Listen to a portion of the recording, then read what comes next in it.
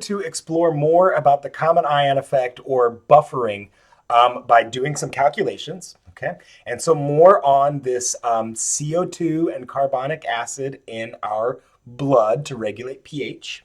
Okay, and so here I've got some introductory information. So a typically healthy human has a dissolved CO2 concentration of 2.7 times 10 minus 3 molar. So that would be the aqueous CO2. And that equates to a carbonic acid concentration also of 2.7 times 10 to the minus 3 molar. And that gets a little complicated why that is, but for the time being, we'll just use that number, okay? And so you can see it's due to the carbonic anhydrase enzyme playing a key role in speeding up the rate of CO2 hydrolysis. That gets into all of that deep and heavy biochemistry. Okay, so and a typical healthy human also has a bicarb concentration of around 2.8 times 10 minus 2 molar from nominal kidney function. So not everybody has these concentrations, but those are pretty typical, okay? So we're going to do two calculations. Number one, calculate the pH of human blood for a case in which kidney function is not healthy and the bicarb concentration is 0, which is typically from type 1 diabetes.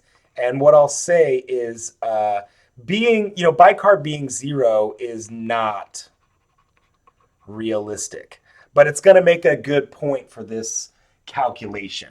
So, for a typical type 1 diabetes, we wouldn't have 0 bicarb, but it would be much lower than what it should be for nominal kidney function. Okay.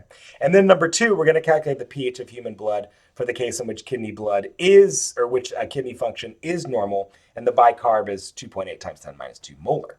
Okay. And as you also recall, CO2 is one of these diprotic acids where when the second proton, the second pKa value is so small, or really I should say the Ka value is so small compared to the first Ka that we don't need the second proton. We only care about this first proton. So now this is going to be pretty lengthy, so I'm going to skip. I got a whole blank page here to do this. And so let's go for it. We're going to set this up via a Rice table, okay? So we've got the reaction here that we're interested in, which is just the first proton dissociation of carbonic acid, RICE. Okay, here's our table. And here we go. So, and now let's see. From that problem, we had 2.7 times 10 to the minus 3 for the initial bicarb. And then the problem also told us that we could assume that the initial is 0 and 0, which is not normal, but this is just to illustrate the point. Okay, so we know that's going to be minus x. This is going to be plus x. And this is going to be plus x.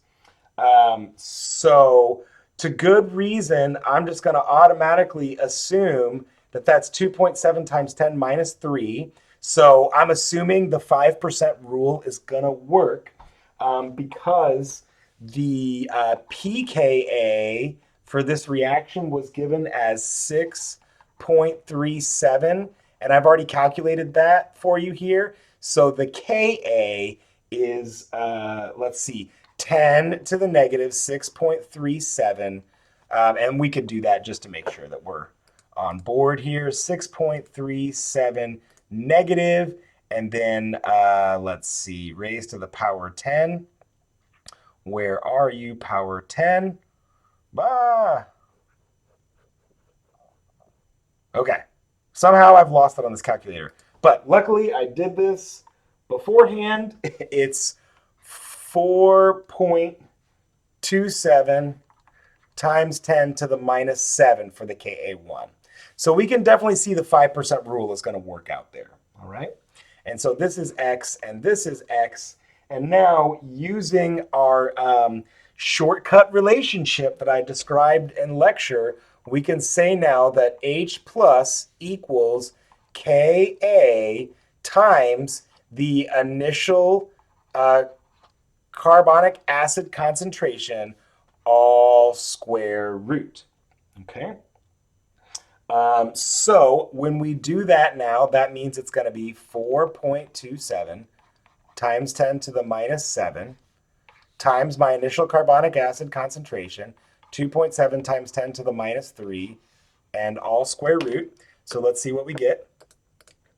4.27 times 10 to the minus 7, and that's times 2.7 times 10 to the minus 3. Okay, so then we get that number, and then I take the square root of that. And let's see, perfect. So I get 3 point, we'll call that with 2 sig figs, 3.4 times 10 to the 1, 2, 3, 4, 5 to the negative 5 molar. And so to get pH, right, we take the negative log of that number. Okay, so I'm just going to push log, and we recognize I'll multiply that by negative. So then that would be a pH of 4.47. And I'm going to draw like a little like not happy face, like bleh. That would be really bad. So that's called metabolic ketoacidosis. You would not recover from this if your pH was that acidic. So that's why, like I said, this is not totally realistic, but all the same, we can see having that bicarb concentration, having some amount of bicarb in our blood is really important. So now really quickly, we can do this with the other problem. So I'll remind you now, we're calculating it in this case when kidney function is normal. So now when we do that, I'll just set up another rice table here. I'll just continue this down the line, and we'll just say like, so this one was number 1, and now this one's number 2. Okay, so now we still have that 2.7 times 10 minus 3, so we're doing ICE. We already got the reaction. And then now we're going to assume that H plus is 0. But now our bicarb, we have a number for that, and that's 2.8 times 10 to the minus 2. Okay? And so now, even though we've got amounts of reactant and product, we still have 0 H plus. So that has to be a plus X from 0. This has to be a plus X. This has to be a minus X. We're going to assume the 5% rule works out, which it will just fine. So that means this is approximately 2.7 times 10 minus 3. This is X. And this is approximately 2.8 times 10 to the minus 2. And now I can't use my little shortcut formula right here because this is a buffered solution, right? It contains the weak acid and its conjugate base. So here we just have to solve it directly. And I'm going to do that by saying 4.27 times 10 to the minus 7. That was my Ka. And that's going to equal, right, the bicarb times H plus divided by the carbonic acid, which is just going to be 2.8 times 10 to the minus 2 for the bicarbonate, right, times X, and then divided by the carbonic acid, which is 2.7 times 10 minus 3. So you can see this is pretty straightforward to solve. And I'm just going to solve this directly. I've already done that for you. So follow through the algebra if you need to do that. But here I get that the X equals 4.1 times 10 to the minus 8 molar. And so now that means the pH would be the negative log of that number, okay? And so when I do that, so 4.1 e to the minus 8, and we'll take the log of that, and look at that. So we get that pH to equal 7.39. Woo! So you can see that's right in the range between 7.35 and 7.45. That's right where it's supposed to be. Okay. So once again, when we're dealing with this common ion effect or this buffering effect, we need to have both the weak acid and its conjugate base present to have that buffering effect. And we're going to do another calculation to demonstrate that buffering effect in the next video.